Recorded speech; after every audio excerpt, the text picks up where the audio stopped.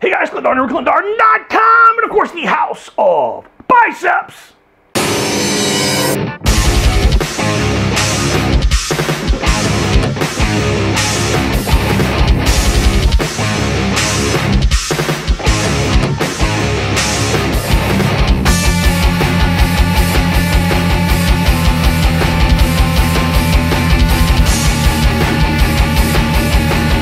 Oh guys, I am here with a stack of questions that have been sitting on my table for a long time to answer.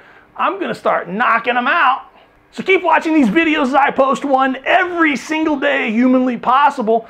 And if you got a crazy question, well, just write it down below and I'll do my absolute best to answer it as quickly, probably not as calmly or as cautiously as possible.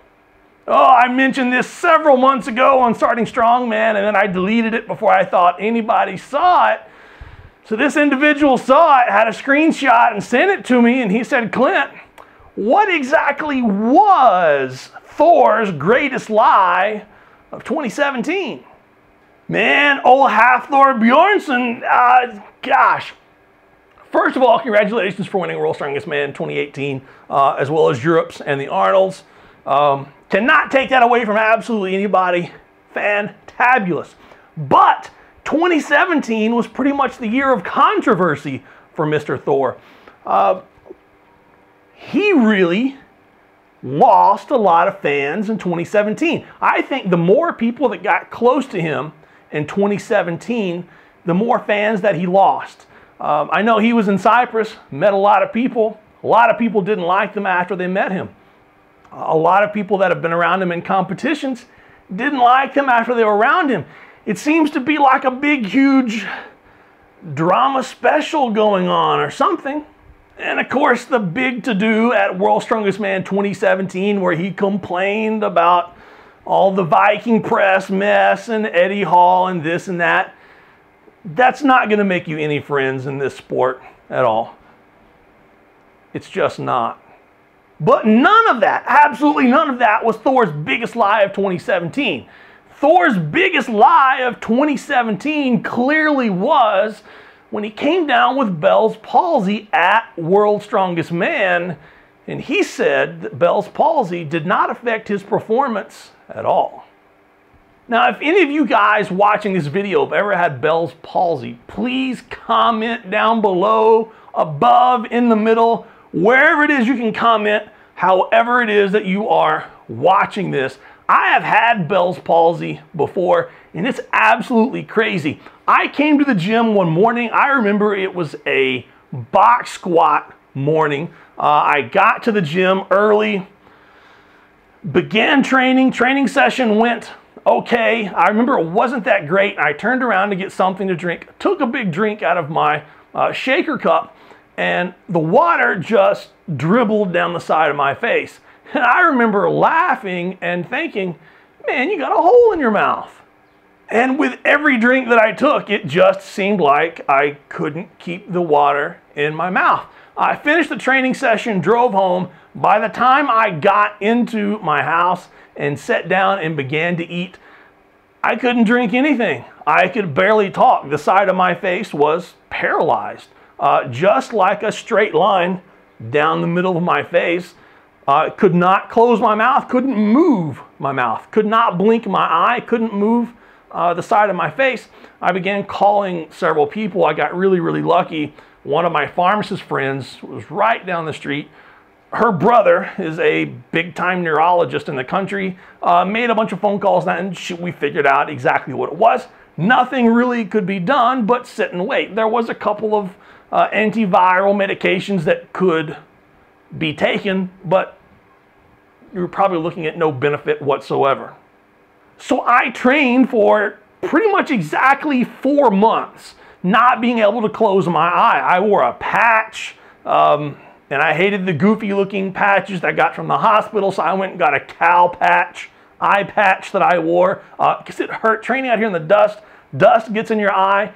The biggest thing that I remember, and I've still got some photos, the biggest thing that I remember is when I was trying to squat or deadlift or do any kind of events, and I wasn't doing much cardio-wise at that point, not a lot of strongman medleys.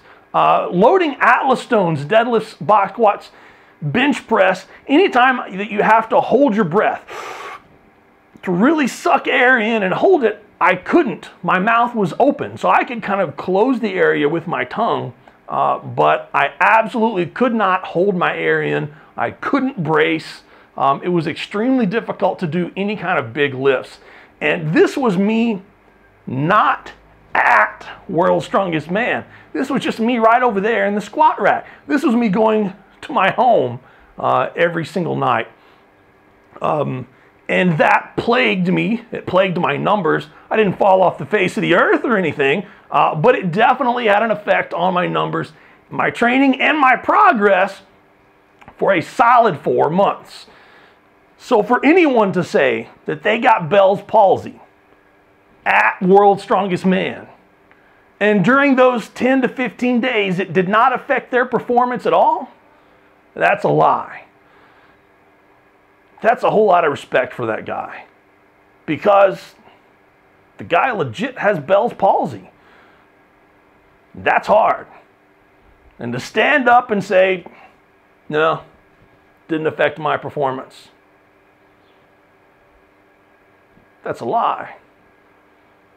But that's pretty ballsy. Now, I have no idea how or why a year later or so, he's still having issues with Bell's palsy. I would love to speak with him and figure out what's going on with that issue, because it is normally something that comes 3 to 4 months and it's usually gone and you never get it again. But God bless the guy. I mean, to get all the way to World's Strongest Man, I know what that's like, just being here in the gym, and then just being a father, and I mean, everywhere you go, the strange looks that you get. You know, your mouth is always open, your eye is always open.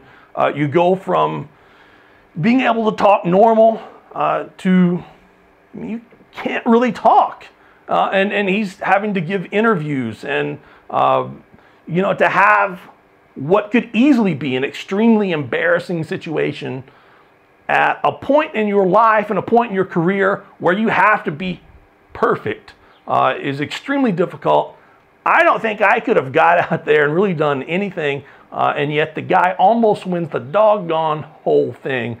And if you ask me, take away the Bell's palsy. If I was in his situation, take away the Bell's palsy, I would have performed much better on every single event without the Bell's palsy.